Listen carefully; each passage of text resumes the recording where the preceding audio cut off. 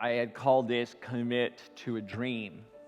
And we went off on this tangent about dreams, and it's like, no, it's really not about dreams, it's about commitment, because we all have these yearnings, these desires, these seeds planted in our hearts for what we want to achieve, what we want to see, who we want to be.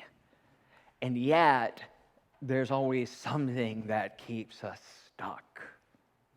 It's been my experience that in this human body and in this human form, sometimes I keep making the same mistakes over and over again and then wondering why. Why am I doing that? And so this opportunity today is to ask ourselves, what will we commit to? Who will we commit to be? What action, behavior will we commit to so that we can be different? And you never have to worry about quieting a baby here because we're so used to it and love it. It is his saying, I want to play. I want to be part of that. I want to be part of this commitment to life itself. And you see that in our little ones. They are so gung-ho about doing all those things. And somewhere along the way, we get beaten down or told not to show up like you're showing up, or we get stuck in what seems to be a comfortable groove that becomes a rut, that becomes a chain or a trap. So I ask the question again, what are you willing to commit to today? Because the truth is, if you look back on your life, every major achievement you have in your life has been because of your commitment to it. You're putting that goal at the forefront, and you repeatedly, day after day, week after week, month after month, doing the next right thing, and the next right thing, and the next right thing. Putting one foot in front of the other to arrive at a destination that you didn't even know was possible. We're not the only ones who do this. Of course, we are surrounded with history of leaders and change makers who have done exactly this. Brené Brown talks about it this way, though. Courage starts with showing up and letting ourselves be seen. Letting ourselves be seen for exactly who we are. I'm going to tell this story because Shad Groverland sitting here, he's the executive director, he's right in the audience here. Everybody wave to Shad. Sorry, Shad. But he's the executive director of Unity Worldwide Ministries, and when I went to ministerial school, I showed up in my first licensing and ordination interview, and I was wearing jeans, a shirt, and a jacket, and nice Gucci loafers too, but they were like, this is not proper platform attire. Well, here it is. This is proper platform attire at Unity San Francisco, right? Okay? And so that whole journey of showing up and letting yourself be seen for exactly who you are and the change you want to make in the world is the point of it all. There will always be people who are scared, frightened, disturbed, or just uncomfortable about you presenting your true, authentic self. Is that our business? No, it's theirs. So when we can step out and be as real as possible in the world is graced for it. I had brunch yesterday with a couple who attended Unity of Omaha. And they were on a cruise ship. They're friends with JD and myself from the village and from that whole Kansas connection. They went to high school together. JD and Lynn went to high school together. And so they showed up at our house. And over brunch, they told us that their son has transitioned to female. And it was such a beautiful moment as they relayed the whole story of Christopher, now Chrissy's journey in understanding who they were. Christopher used to attend YOU conference at the village, and sometimes would come home in a dress from the IYOU conferences. And that is so amazing that we have created this entity, this community that can hold all of it. Everyone gets to show up exactly as they are and stake their claim and write their name on "This is who I am." We have a history of doing it in this country. John Hancock famously put his signature right on the Declaration of Independence and staked a claim, stained his dominion, and said, "King George won't need his spectacles to see my name. This is what I affirm, that we are all created equal, and we are entitled to govern ourselves." Right? And we can do that here today, too, because other leaders all through history have done the same. Harriet Tubman said, "No, I will not sit by and be a slave," and not only freed herself, but freed hundreds of other slaves. When not knowing how to cross the river or to get through the woods, she would not take no for an answer and stood up for what is right and true, and she has made the world a better place. Our own Charles and Myrtle Fillmore, the founders of Unity, in 1892, 130 years ago, folks, 130 years ago, they signed a covenant, a dedication and covenant. And I'll give you a close-up of it. We, Charles and Myrtle Fillmore, husband and wife, hereby dedicate ourselves, our time, our money, all we have and all we expect to have to the Spirit of truth, through it, to the society of silent unity.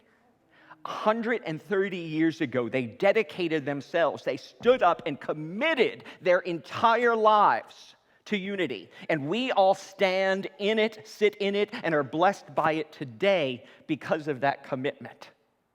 As I mentioned, when I first walked into a Unity church, I was transformed and transported because of what someone that I never met did.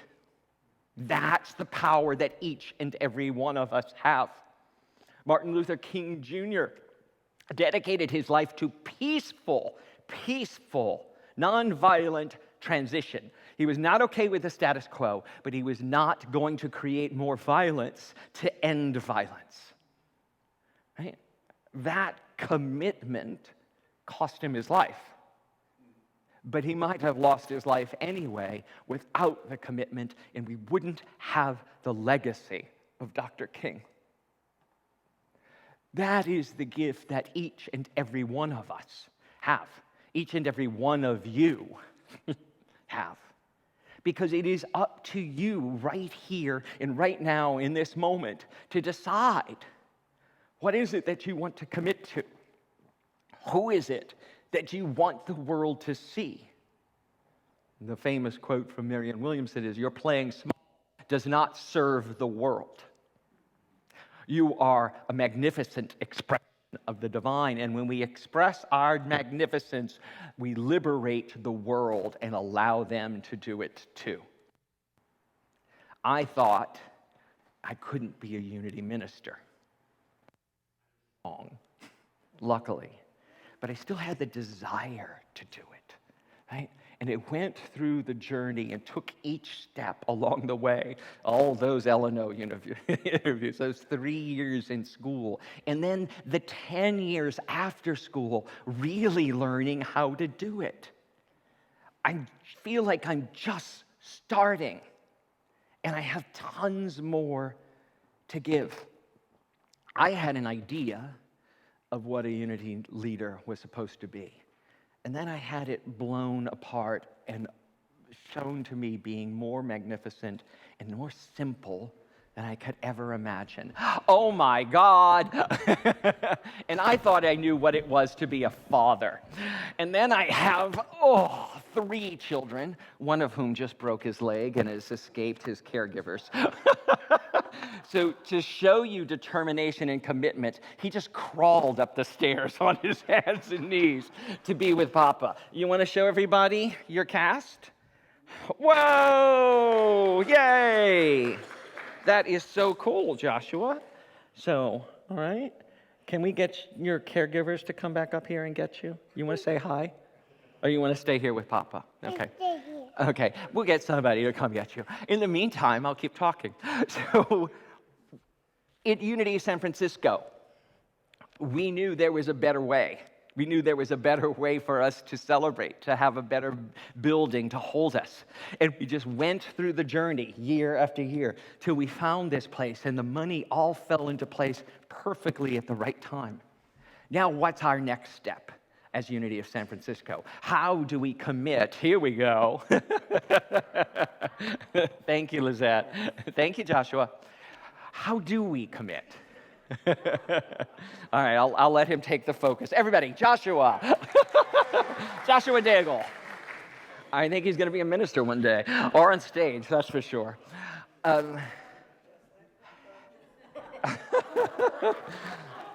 Preacher's kids, what can I say, right? You're a preacher, you're a PK, right? Yep. We're going to talk. Where was I?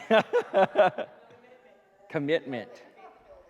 So, yeah, what do we need to commit to now to create the space for people to feel safe to come back into this room and to celebrate with us on Sunday, which do each and every one of us need to do to make Unity San Francisco wonderful for the people online who have just as good of an experience online as we have in the room, and all of it coming together to create a cohesive whole. There's something for all of us in that. And what I want to do is open up the possibility for that for Unity San Francisco, but also open up the possibility for in your individual lives. When I said, what will you commit to today? There probably was a little voice inside of you which knew exactly what that should be. And there probably almost right behind it was the little voice telling you why you're not doing it or what could possibly go wrong, right? And Deborah sang it so well. If I were brave, well, I am brave. You are courageous. Until we take that first step and move, we never can see the whole horizon. We can't see over the top of the next hill unless we take all the multitude of steps it takes to get up there. This is the part that always trips me up, is the fear of truly being seen and of shattering through some limitation. And I love this quote. If I cling to the argument that something is not possible, I'm arguing in favor of limitation. And if I'm arguing for my limitations, I get to keep them. Gay Hendricks from The Big Leap. I get to keep them. And how often do we hear that? Oh, we're only a small church. We don't have the money to do that. Oh, I can't afford that. That's my favorite. I can't afford that. What a great affirmation that is. Can everybody say that together? I can't oh, no. Cancel that, right? How about we say, I choose not to spend my money that way or on that right now. But the truth is we can afford it. The teaching is that there is one power and one presence in the universe. Absolute good, showering good upon us at all moments. So that if we need more resources, we need to open to the more resources. The money already exists, the good already exists, and God, universe, source, spirit, whatever name you want to call it, is trying to give it to you. But we go, oh, but I'm on a fixed income. My other favorite. I can't afford that. I'm retired. I can't do that. And we argue for our limitations. I hear a familiar chuckle from that side of the room. Frequently, I do the same. And what I'm hoping for us all, charging us all to, is to rise up, folks. Pay attention to our words. Paul Hasselbeck said it when he was here in the summer. Careful what you say, right? Watch your words. They have power. And stop arguing for our limitations. We are a vibrant, magnificent spiritual community. We belong to a vibrant, magnificent, powerful, historical spiritual movement. And we do not need to apologize for any of it. We need to celebrate all of it and find out what unity is for the 21st century. Find out what legacy we're going to leave so that some kid who comes along 100 years from now stands up here or wherever this building is then and says, because of people I never met, I got to go to school. Because of people I never met, my life was changed and I was transported. Because of people who committed to something greater than themselves, the world is a better place. So for whatever it is, this spiritual community, a not-for-profit and agency for betterment of the world that you're committed to, or all of it, your own personal development and unfoldment. I'm asking you, encouraging you, and challenging you to commit to your highest good today, to commit to something bigger than you. Boldness has genius, power, and magic in it.